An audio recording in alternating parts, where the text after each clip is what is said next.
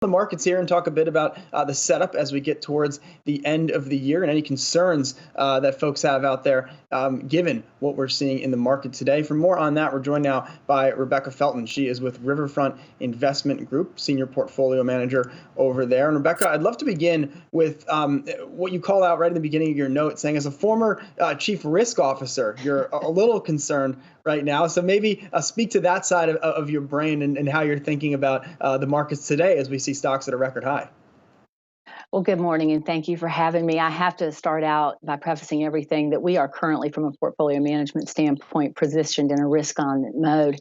However, I think the soft patch that we've hit here is reason for concern. Certainly, the leaders in Washington need to get on the ball in terms of getting the stimulus passed before they recess, because of how many folks are getting ready to lose their unemployment benefits, the fact that the eviction moratorium is going to end on December 31st, and the fact that small businesses have communicated that they're suffering vis-a-vis that NFIB press release earlier this week that said a quarter of them could go out of business in the next few months if the economy doesn't improve soon. So there are reasons to be cautious here.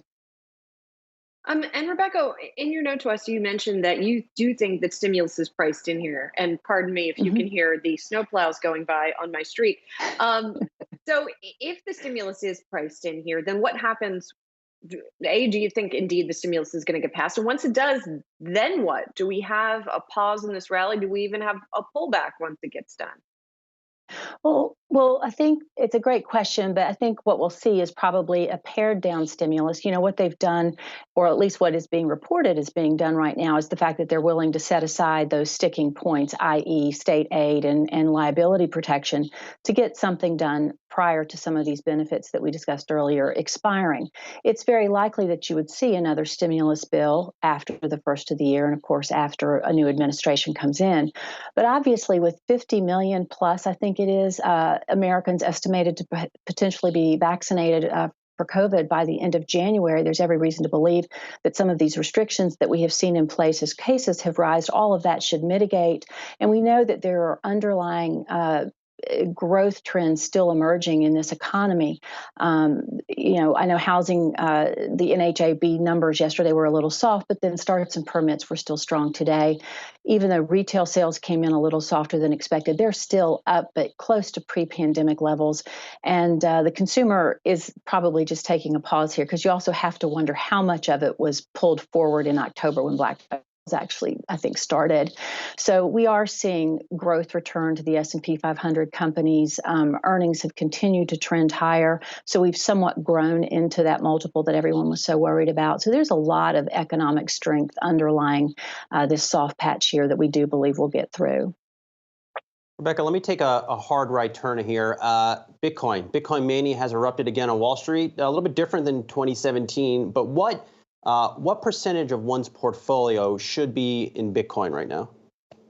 Well, I will tell you, for us, it's zero. It's not a space that we've played in. We tend to be more conservative, globally diversified asset managers, so we haven't gone there yet. And so then, Rebecca, just to finish up, coming back to markets, then something jumped out to me in an area that you're underweight, which is energy. And I think everyone kind of hates energy, but we've seen such a strong bid there in the last, couple of months or so.